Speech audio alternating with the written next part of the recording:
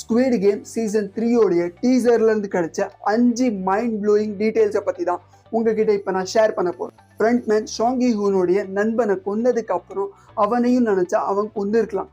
But அவன் ஏன் மறுபடியும் நம்ம சாங் ஹி ஹூனை கேம் விளையாடுறதுக்கு அனுமதிக்கிறான்? பட் இந்த ஒரு கேள்விக்கு ஏகப்பட்ட தியரிஸ் இருக்கு. அப்படி உங்களுக்கு ஏதாவது தியரி இதை பத்தி இருந்தா அதை எனக்கு கமெண்ட்ல சொல்லுங்க. ஆனா அதை விட இம்பார்ட்டன்ட் டீடைல் வந்து இந்த சீசன்ல அவங்க விளையாட போற இந்த ரெட் பால் அண்ட் ப்ளூ பாலோடைய கேம் தான். ஏன்னா இந்த red ball and blue ball மூலியமா இவங்க 2 டீமா பிரிவாங்க.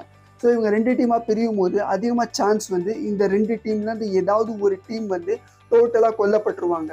இதுக்கு முந்தி வந்த சீசனில் நம்ம பார்த்தோம் டக் ஆஃப் வார்ன்ற கேமில் டோட்டலாகவே ஒரு டீமையே கொண்டுடுவோம். அண்ட் இதில் காட்டப்பட்ட ஸ்பான்சர்ஸ் பார்த்தீங்கன்னா வெறும் மேல் மட்டும் கிடையாது, இந்த தடவை ஃபீமேல் ஸ்பான்சர்ஸையும் கொண்டு வந்திருக்காங்க. நம்ம அடுத்த டீட்டெயில் பார்த்தீங்கன்னா நம்ம கியூனுடைய மொத்த டீமுமே நம்ம ஹீரோவை தேடுறதுக்கு கிளம்பி வந்துச்சு இல்லை, அவங்க ஃபைனலி கேம்ஸ் விளையாடுற இடத்த கண்டுபிடிச்சிருவாங்க. ஆனால் அதில் பார்த்தீங்கன்னா ஃப்ரண்ட்மேனுடைய தம்பி மட்டும்தான் இது வரைக்கும் வந்து சேருவான்.